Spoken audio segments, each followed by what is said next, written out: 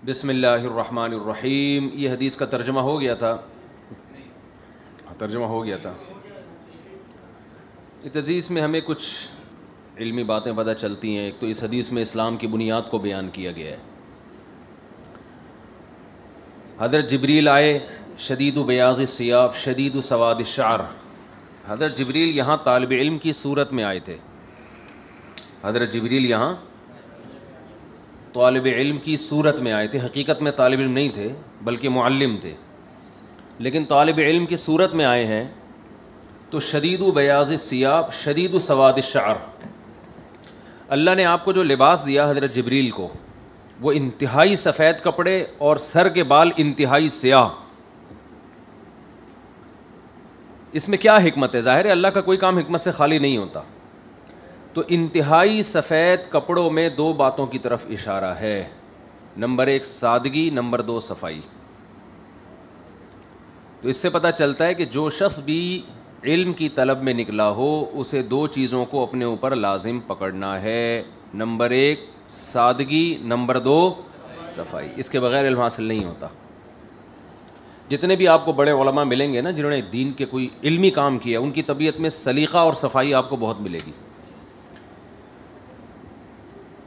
تو یہ جو فیشنیبل قسم کے طلبہ ہوتے ہیں نا، کڑھائیاں، کرتے اور ہر وقت نوک پلک درست کرنا، شیشے کے سامنے بیٹھے رہنا، یہ علم حاصل یہ نہیں کر سکتے. یہ کسی فلم میں اچھے ایکٹر بن سکتے ہیں، گلوکار اچھے بن سکتے ہیں، یہ عالم اچھے نہیں بن سکتے. یہ دنیا کا بھی ہے، دنیا کے علم میں بھی یہی ہے.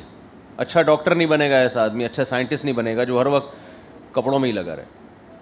اور میلے کچیلے لوگ بھی اچھے انسان نہیں بن سکتے، علم حاصل نہیں کر سکتے. سفید کپڑوں پہ اتنا سا داغ بھی نظر آتا ہے. تو شدید بیاض الثیاب کا مطلب ذرہ برابر بھی داغ کا نشان نہیں تھا. انتہائی سادگی کے ساتھ انتہائی صفائی.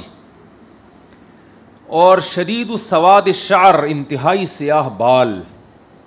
یہ جوانی کی طرف اشارہ ہے کہ علم حاصل کرنے کی عمر جوانی ہے. سفید بالوں کے بعد انسان معلم تو بن سکتا ہے، متعلم نہیں. سیکھنے کی عمر گئی. ہاں پڑھنا تو موت تک چاہیے، انسان کو علم حاصل کرنا چاہیے، لیکن جو اصل سیکھنے کی عمر ہے وہ کون سی ہے؟ جوانی. جب بالکل بغیر کسی کلر کے آپ کے بال مکمل سے آؤں. سمجھتے ہو کہ نہیں سمجھتے ہو؟ تو یہ جو حدیث جبریل ہے نا، اس میں بہت ساری پوائنٹ کی چیزیں ہیں. آگے حدیث میں آتا ہے فَأَسْنَدَ رُكْبَتَيْهِ إِلَىٰ رُكْبَتَيْهِ وَوَضَعَ كَفَّيْهِ عَلَىٰ فَخِذَيْهِ. جبریل آئے اور دو زانوں نبی کے سامنے بیٹھ گئے. اس سے یہ پتہ چلتا ہے کہ طالب علم کے لیے اصل ہیئت علم حاصل کرنے کی دو زانوں. اس میں ادب زیادہ ہے، جیسے یہ بیٹھے ہوئے ہیں دو زانوں. لیکن آج کل کمروں کے بڑے مسئلے ہیں، کمریں ٹوٹی ہوئی ہیں طلبہ کی، اس لیے اجازت دی جاتی ہے جیسے چاہو بیٹھ کے پڑھ لو. دو زانوں کے چکر میں مجھے یاد ہے میں 2.5 گھنٹے بھی میں نے بیان کیے دو زانوں بیٹھ کے. جب میرا مسجد میں بیان ہوتا تھا نا، میں اس وقت شدید سواد الشعر تھا، تو میرا جو بیان ہوتا تھا نا وہ اتحیات میں ہم جیسے بیٹھتے ہیں ایسے ہوتا تھا، اور 2 گھنٹے بھی بیان ہوا ہے. تو لوگ حیران ہوتے تھے کہ یار اتنی دیر آپ اس پوزیشن میں بغیر ٹیک لگائے اتحیات کی صورت میں بیٹھ کر کیسے بیان کر. عادت تھی. اب اگر بیٹھیں دو زانوں اتنی دیر تو ٹانگ سو جاتی ہے. یہ پرابلم ہے. پاؤں کیا ہوتا ہے؟ سو جاتا ہے. خیر، ہمیں یاد نہیں پڑتا ہم نے طالب علمی کے زمانے میں کبھی ٹیک لگا کے کسی استاذ کا کوئی سبق کبھی سنا، اس کا تصور نہیں تھا. آج طلبہ ٹیک لگا رہے ہوتے ہیں. خیر ہمارے یہاں میجورٹی اب بھی ٹیک نہیں لگاتی، لیکن اگر طلبہ لگانا شروع کر دے تو ان کو روکنا چاہیے. بیان میں بھی عوام جب ٹیک لگا کے بیان سنتی اثر نہیں ہوتا، سمجھتے ہو. لیکن کمر کے آج کل بڑے مسائل ہیں موبائل کی وجہ سے. خیر، تو اس سے پتہ چلتا ہے کہ علم حاصل کرنا ہے کیسے؟ دو زانوں بیٹھ کر. جبریل نے یہاں دو الگ الگ سوال پوچھے، اسلام کیا ہے اور ایمان کیا ہے. اس سے پتہ چلتا ہے اسلام میں اور ایمان میں کوئی بیسک فرق ہے. کیا خیال ہے؟ تبھی اسلام کو الگ ڈیفائن کیا اور ایمان کو الگ ڈیفائن کیا. یہ بڑی بحث ہے کہ اسلام کسے کہتے ہیں اور ایمان کسے کہتے ہیں. دیکھو، اسلام اور ایمان جب اکٹھے استعمال ہوں گے تو ان دونوں کا الگ الگ معنی ہے، ورنہ یہ دونوں ایک ہی معنی میں استعمال ہوتے ہیں. یعنی شریعت کی جو اصطلاح ہے اس میں اسلام میں اور ایمان میں کوئی فرق نہیں ہے، لغوی اعتبار سے فرق ہے. آپ کو پتہ ہے قرآن کبھی کچھ الفاظ لغوی معنی میں استعمال کرتا ہے، کبھی کچھ الفاظ اصطلاحی معنی میں. قرآن میں بھی حدیث میں بھی ایسا ہوتا ہے. تو جہاں قرآن میں آمنو آیا اس کا مطلب اسلمو ہی ہے، جہاں اسلمو آیا اس کا مطلب آمنو ہی ہے. لیکن جہاں یہ لفظ عطف کے ساتھ آیا تو عطف مغایرت کا تقاضا کرتا ہے، وہاں پھر ہم اس کے معنی الگ الگ لیں گے. تو وہاں پھر لغوی معنی مراد لیں گے. لغوی معنی میں ایمان کا تعلق کس سے؟ قلب سے. ایمان کا تعلق کس سے؟ قلبی اعمال سے. آ جائیں. اور اسلام کہتے ہیں اپنے آپ کو سپرد کر دینا. اسلم تسلم، اپنے آپ کو میرے حوالے کر دو، سپرد کر دو تو تم بھی کیا ہو جاؤ گے؟ محفوظ. تو پریکٹیکلی جب کوئی شخص اپنے آپ کو شریعت کے حوالے کر دے عملاً تو اس کو ہم کہتے ہیں مسلم ہے یہ. اور اپنا صرف عقیدہ صحیح کر دے تو ہم اسے کیا کہتے ہیں؟ مومن ہے. سمجھتا نہیں ہے بات کو؟ جب پڑھے گا نہیں رات کو تو کیسے سمجھے گا بات کو؟ سمجھتے ہو؟ لیکن جب ہم ویسے ہی یہ لفظ استعمال کرتے ہیں تو مومن مسلم ایک ہی ہے. اب آپ دیکھو روافضی ہونی ہے، شیعہ لوگوں نے کیا کیا، اپنے آپ کو مومن کہتے ہیں کہ مومن بھائی، مومن بھائی. حالانکہ قرآن نے جو ہمارا نام رکھا ہے مسلم رکھا ہے، مومن نہیں رکھا. یعنی بطور علم کے قرآن کہتا ہے ہوا سماکم المسلمین، اس نے تمہیں مسلم کے لفظ سے تعبیر کیا ہے. اب شیعہ حضرات کو دھوکہ کہاں ہوا؟ انہوں نے کہا کہ وہ سورہ حجرات کی آخری آیتوں سے ان کو دھوکہ ہوا. قالت الاعراب آمنا قل لم تؤمنوا ولکن قولوا اسلمنا. دیہاتی لوگ کہتے ہیں کہ ہم ایمان لے آئے.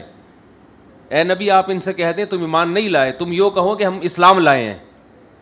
تو انہوں نے کیسے پتہ چلتا ہے؟ اسلام تو منافق بھی لا سکتا ہے لیکن مومن وہ منافق نہیں ہو. مسلم منافق ہو سکتا ہے، یہ شیعوں کی تقریر کر رہا ہوں میں. کیونکہ دیہاتیوں میں جو منافق تھے وہ کہتے تھے اسلمنا، وہ کہتے تھے آمنا. تو قرآن نے کہا یہ مت کہو آمنا، یہ کہو اسلمنا. اسلم یسلم اسلامن سے جو بنے گا وہ مسلم بنے گا نا. تو گویا منافق کا اطلاق مسلم پر بھی ہوتا ہے، لیکن جو صحیح مومن ہو تو قرآن اس کو مومن کہہ رہا ہے، مسلم نہیں کہہ رہا. سمجھتا نہیں ہے نا بات کو؟ اس کا جواب یہ ہے کہ قرآن نے جو مومن ہے نا، مومن ان کا نام مومن نہیں رکھا، بطور علم کے جو ان کا نام تجویز کیا ہے ہوا سماکم المسلمین، وہ کیا رکھا ہے؟ مسلم. اور آج تک امت کا اجماع ہے کہ دوسرے مذاہب سے فرق کرنے کے لیے اہل اسلام کو مسلم کہا جائے گا. مومن ان کی ایک وصف ہے، ان کی ایک صفت ہے، لیکن علم کیا ہے؟ مسلم. جیسے اللہ کا علم کیا ہے؟ اللہ، اور صفاتی نام رحیم بھی ہے، کریم بھی ہے. تو ہمارے صفاتی نام میں مومن بھی ہیں ہم، لیکن جو ہمارا عالمی نام اللہ نے رکھا ہے وہ کیا ہے؟ مسلم. اسلام سے نکلا ہے. ہمارے مذہب کا نام اسلام ہے، ایمان نہیں ہے.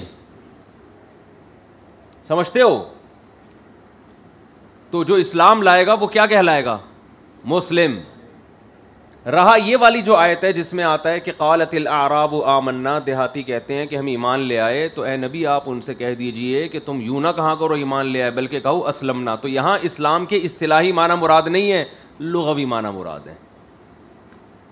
لغت میں اسلام کا معنی اپنے آپ کو سپرد کر دینا. تو ان سے کہا جا رہا ہے کہ اور ایمان کے بھی لغوی معنی مراد ہیں. اب قرآن کہہ رہا ہے، دیہاتی کہتے ہیں جو ان میں منافق تھے یا کمزور ایمان کے تھے، وہ کہتے تھے ہم ایمان لے آئے. تو ان سے کہو کہ تم ایمان نہیں لے کر آئے ہو، اسلمنا یوں کہا کرو ہم نے ظاہری طور پر اپنے آپ کو مسلمانوں کے حوالے کیا ہوا ہے، حقیقت میں ہم مسلم نہیں ہیں یا مومن نہیں ہیں.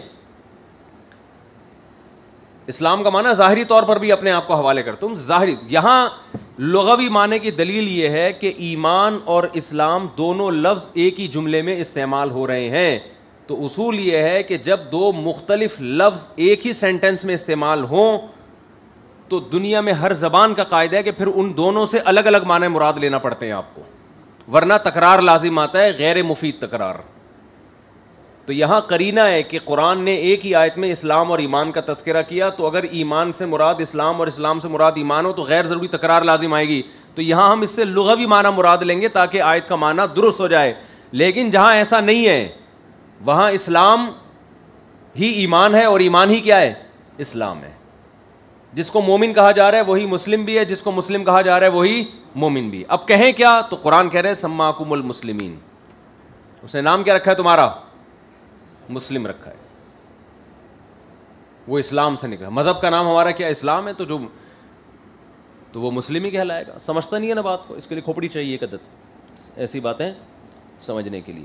تو یہاں بھی حدیث میں اسلام اور ایمان کو الگ الگ ڈیفائن کیا گیا ہے.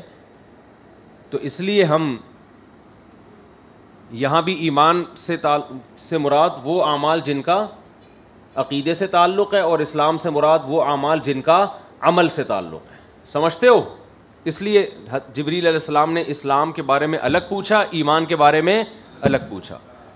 تو جب الگ الگ جملوں میں یا ایک ہی کلام میں ایک ہی جملے میں ایمان اور اسلام دونوں لفظ استعمال ہوں گے تو پھر دونوں کا الگ الگ معنی ہوگا. لیکن جب نارملی آپ استعمال کریں گے تو اسلام ایمان سے الگ چیز نہیں ہے, بلکہ ایمان اسلام کا ایک جزو ہے. گویا کہ اسلام جب تک کمپلیٹ نہیں ہوگا جب تک اس کا پہلا جز ایمان اور پھر دوسرا جز اعمال. سمجھتے ہو؟ ایک اور دلیل اس کی قرآن میں آتا ہے ان المؤمنین والمؤمنات والمسلمین والمسلمات, بے شک مومن مرد مومن عورتیں, مسلم مرد مسلم عورتیں, ان کے لیے اللہ نے اجر عظیم کا وعدہ کیا ہے. اب یہاں بھی ایمان اور اسلام ایک ہی جملے میں استعمال ہو رہے ہیں تو دونوں کا الگ الگ معنی ہوگا. سمجھتے ہو کیا معنی ہوگا؟ انما المؤمنون ان المؤمنین والمؤمنات سے مراد عقیدہ صحیح کرنے والے مرد اور عقیدہ صحیح کرنے والی عورتیں. اصطلاحی ایمان مراد ہے نا, یعنی اصطلاح سے مراد اسلام جس کو ایمان کہتے ہیں. اور المسلمین سے مراد پریکٹیکلی مسلم, عملی مسلم مرد اور عملی مسلم. تبھی حکیم الامہ کے جو ترجمہ ہوتا ہے نا بیان القرآن میں بڑا خاندانی ہوتا ہے یار. بیان القرآن کا ترجمہ اسے بہتر میں نے ترجمہ اب تک نہیں دیکھا کہیں. انہوں نے اس آیت کا ترجمہ کیا کیا ہے؟ ایمان لانے والے مرد, ایمان لانے والی عورتیں, اور اسلام کے کام کرنے والے مرد اور اسلام کے کام کرنے والی عورتیں. اس ترجمے میں یہ معنی کہ عملاً کام کرنا ایک الگ چیز ہے, یعنی اسلامی حکام پر عمل کرنے والے مرد. اب ایک عام آدمی کہے گا یہ پتہ نہیں انہوں نے ترجمہ کہاں سے نکالا, تو یہ اس کی بیس یہی ہے. سمجھتا ہے بات کو؟ نہیں آ رہی سمجھ میں؟ آج نیند نہیں آ رہی آپ کو؟ اب سبق کا ٹائم ہے, اس میں تو سونا چاہیے انسان کو یار. نہیں تو نیند کی گولی کھائیں, یہ تو بیماری لگ رہی ہے مجھے. سبق کے دوران آپ سو نہیں رہے یار, یہ تو مجھے بیماری لگ رہی ہے نا. چند دن نیند کی گولیاں کھانی پڑیں گی آپ کو, اس کے بعد پھر نیچر پہ آ جائیں گے. نہیں آپ ایسا کریں, ڈاکٹروں سے میں نے سنا ہے کہ 1-1.5 ہفتہ اگر نیند کی گولی کھائی جائے تو کوئی نقصان نہیں ہوتا. تو عادت ڈالنے کے لیے نا آپ سبق کے دوران ایک گولی لے لیا کریں, کیونکہ عادت جو آپ کی خراب ہو رہی ہے نا اب یہ صحیح ہو جائے گی پھر ہیں. ہاں وہ تو بیماری ہے یار, یہ تو سبق کے دوران نیند نہیں آ رہی آج ان کو. اچھا بھائی, تو نبی صلی اللہ علیہ وسلم سے حضرت جبریل نے پوچھا اخبرنی عن الاسلام, اسلام کیا؟ الاسلام ان تشہد اللہ الہ الا اللہ وان محمد رسول اللہ. گواہی دو. تو گواہی دینا بھی زبان کا ایک عمل ہے نا. تو عمل کیا ہے کہ آپ گواہی دیں اللہ کے سوا کوئی عبادت کے لائق نہیں, محمد صلی اللہ علیہ وسلم اللہ کے رسول ہیں. وتقیم الصلاۃ, اسلام کے 4 ارکان, توحید کے علاوہ 4 ارکان. تقیم الصلاۃ وتؤتی الزکوٰۃ, یہ جو نماز کے بعد زکوٰۃ کا تذکرہ ہے اس ترتیب میں یہی ہے. لوگ اکثر یوں تذکرہ کرتے ہیں نماز روزہ حج زکوٰۃ, یا نماز روزہ زکوٰۃ حج. عبداللہ بن عمر نے ایک دفعہ حدیث سنائی, کسی نے نماز کے بعد حج یا روزے کا ذکر کر دیا تو آپ نے اس کی کریکشن کروائی کہ نماز کے بعد کیا ہوگا؟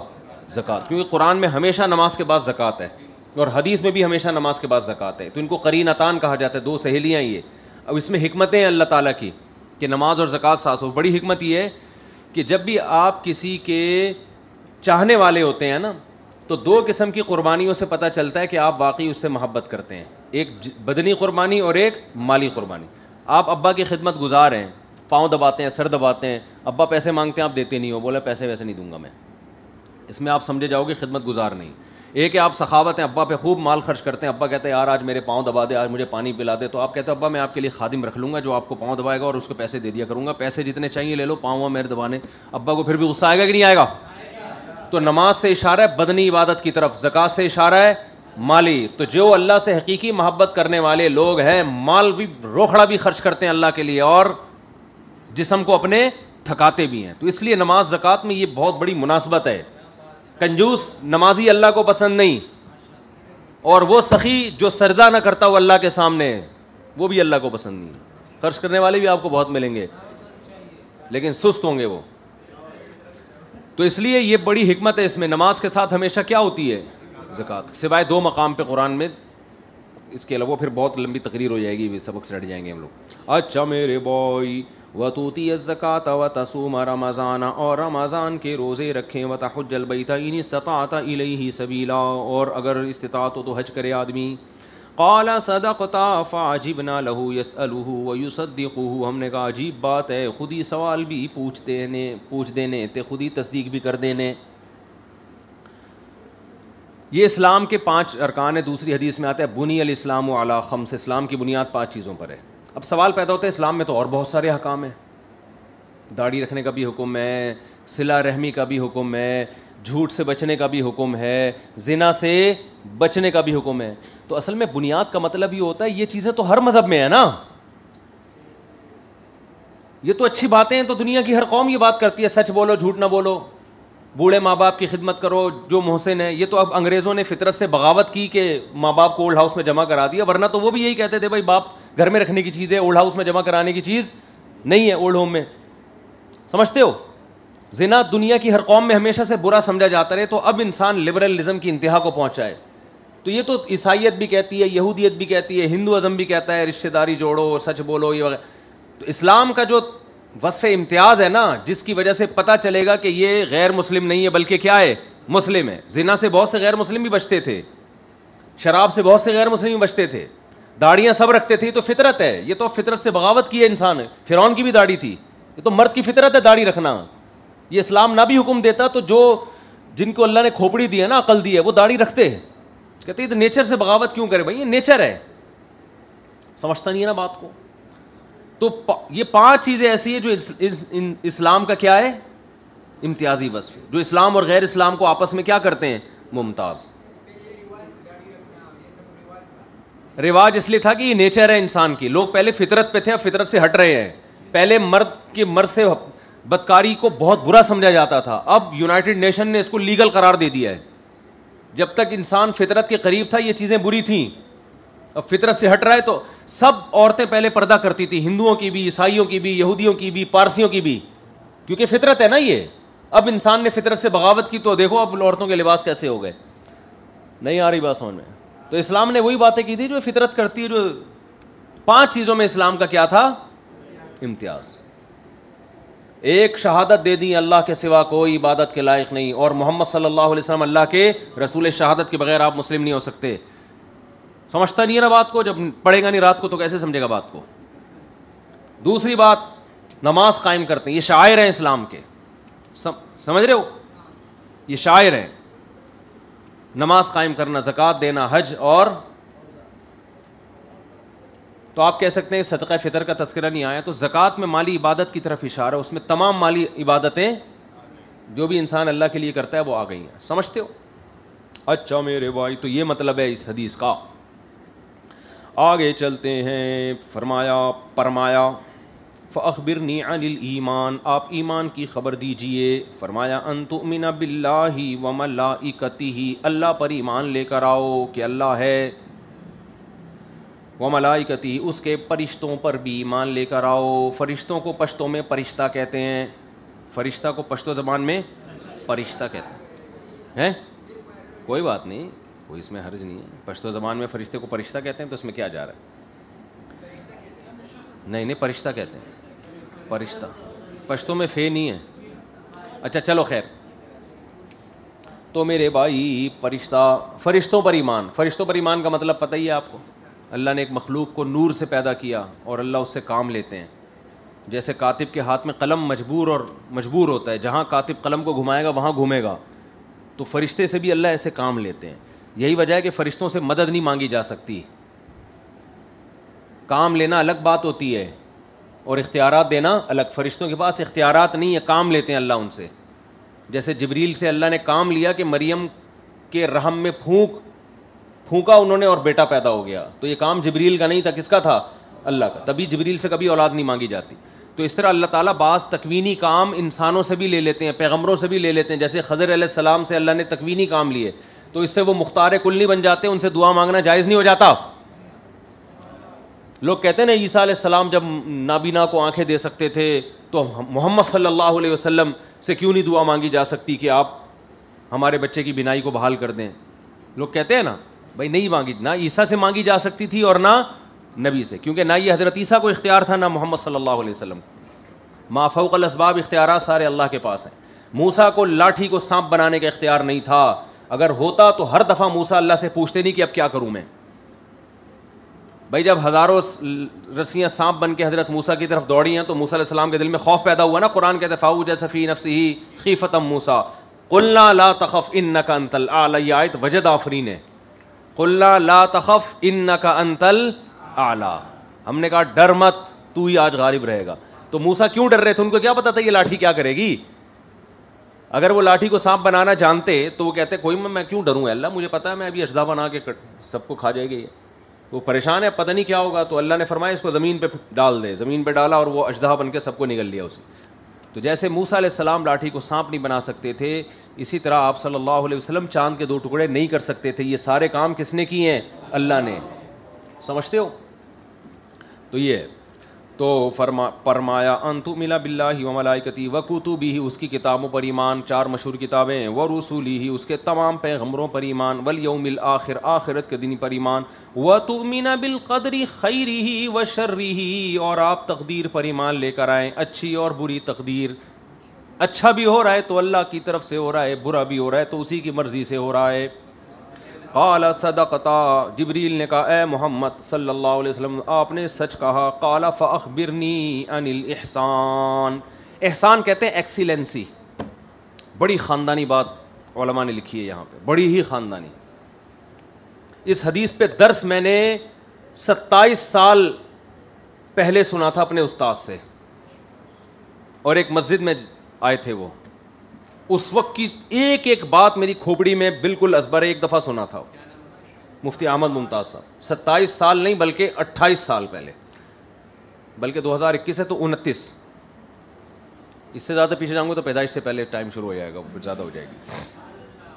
یعنی پیدا ہونے والا تھا میں, نہیں 28 سال تو پکے یاد پڑتے ہیں. 92 کی بات ہے جب ان کا درس ہو رہا تھا. وہ اس حدیث پہ ایک مسجد میں درس دے رہے تھے, تو جو انہوں نے علمی نکات بیان کیے نا, وہ اس میں ایک نقطہ یہ بیان کیا تھا جو ابھی بیان کر رہا ہوں میں. پوچھا کہ احسان کیا ہے. سوال پیدا ہوتا ہے, پہلے پوچھ لیا اسلام کیا ہے, پھر پوچھ لیا ایمان کیا ہے. اب احسان کا کیا مطلب ہے بھائی؟ احسان کہتے ہیں کسی بھی عمل میں ایکسیلنسی, ہر عمل کو بہت عمدہ طریقے سے کرنا. اور پھر اگلا سوال قیامت کی علامتوں کے بارے میں. چوتھا سوال کیا تھا؟ قیامت کی علامتیں کیا ہیں.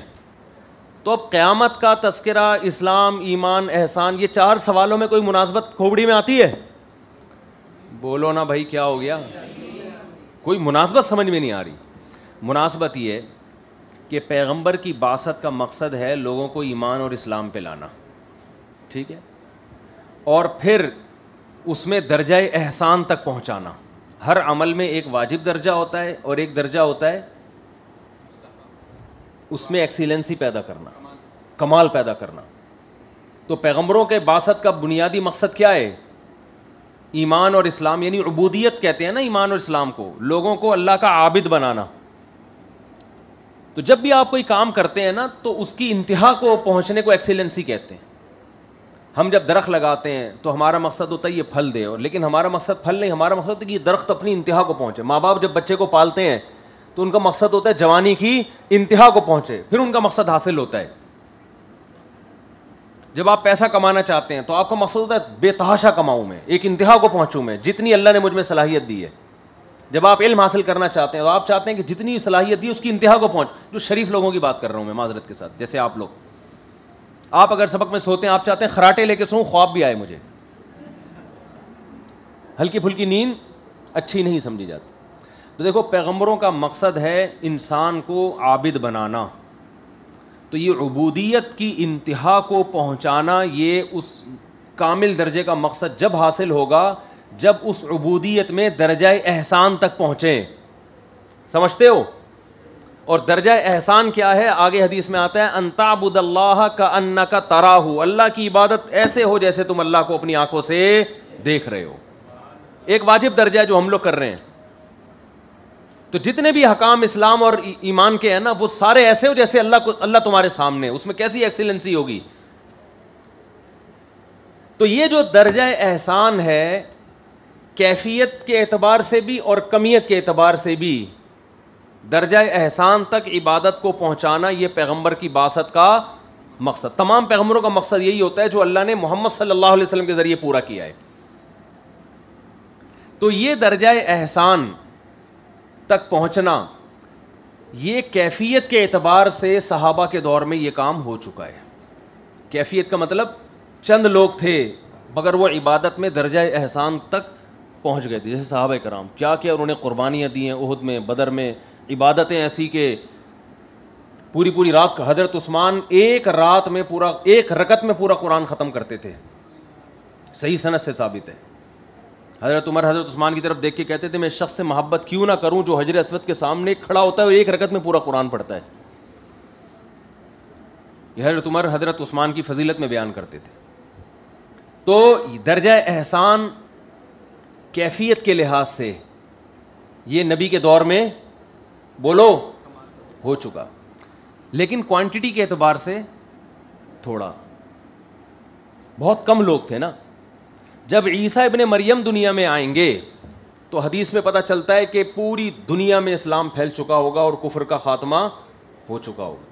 تو اس وقت جو عبادت ہوگی وہ کیفیت کے ساتھ ساتھ کمیت کے اعتبار سے بھی، یعنی پوری دنیا میں اسلام پھیل چکا ہوگا تو کمیت کے اعتبار سے بھی انسانیت درجہ احسان تک پہنچ چکی ہوگی. سمجھتے نہیں ہو نا بات کو؟ بھائی پیغمبروں کا مقصد ہے لوگوں کو عابد بنانا، تو چند لوگوں کو یا ساری دنیا کو؟ تو ساری دنیا عابد نہیں بنی ہے. نبی کی جو مقصد ہے نا، مقصد بعثت، اس کی تکمیل عیسیٰ ابن مریم کے ذریعے ہوگی. حدیث سے پتہ چلتا ہے حضرت عیسیٰ علیہ السلام کے ذریعے ہوگی. تو حضرت عیسیٰ علیہ السلام کے ذریعے آپ کی جو دنیا میں آنے کا مقصد تھا لیظہرہ علی الدین کلہ، ساری دنیا کے انسان کیا بن جائیں گے؟ عابد، عبادت گزار. اور کیفیت کے لحاظ سے بھی عبادت بہت ہوگی، کمیت کے لحاظ سے بھی. تو آپ کی بعثت کا جو مقصد ہے وہ کیا ہو جائے گا؟ حاصل. تو درجہ احسان کمن و کیفن جب حاصل ہوگا تو پیغمبر کی بعثت کا مقصد پورا اور انسانوں کو دنیا میں پیدا کرنے کا مقصد بھی پورا. اب اس کے بعد اللہ اس دنیا کو لپیٹنا شروع کر دے گا. اس لیے اللہ نے فرمایا، نبی جبریل نے فرمایا، احسان کے بعد فرمایا قیامت کی علامتیں بتائیں، کہ اب تو جو آپ کے آنے کا مقصد تھا وہ احسان کے بعد پورا ہو چکا، اب صرف کیا رہ گئی ہے؟ قیامت. تو اس کی علامتیں بتائیں. آپ نہیں آ رہی بات سمجھ؟ کیونکہ اب کچھ رہتا نہیں ہے. جو پیغمبر کا مقصد تھا وہ ختم. اب اللہ دنیا کو لپیٹے گا بس. جو نبی کے آنے کا مقصد تھا اسلام اور ایمان، اس میں پھر ایکسیلنسی، وہ ایکسیلنسی ہو کیفیت کے اعتبار سے بھی اور یعنی کوانٹٹی اور کوالٹی دونوں اعتبار سے. جب وہ ہو گئی تو اب کیا ہے بھائی؟ تو اللہ کیا کرے گا؟ ختم. چلو بھائی، یہ بالکل ایسے ہی ہے جیسے اذا جاء نصر اللہ والفتح میں اشارہ نبی کی موت کی طرف. فتح مکہ جب ہو گیا نا تو جو اللہ نے نبی کے ذریعے ایک کفر کی طاقت کو توڑنا تھا جب وہ توڑ دیا تو یہ کس کی علامت ہے؟ کہ اب آپ دنیا سے رحلت فرمانے والے ہیں. جیسے حضرت عبداللہ بن عباس سے پوچھا تھا نا کہ اس میں کس طرف اشارہ ہے، تو مختلف لوگوں نے مختلف باتیں کی. انہوں نے فرمایا کہ اس میں اشارہ نبی کی دنیا سے جانے کا وقت آ گیا. تو ایک اس زمین کی موت کا وقت بھی ہے، انسانیت کی موت کا وقت بھی ہے. وہ جب ہے جب انسانیت درجہ احسان تک پہنچ جائے. سمجھتا ہے بات کو؟ تو یہ 4 سوالوں میں یہ مناسبت ہے بہت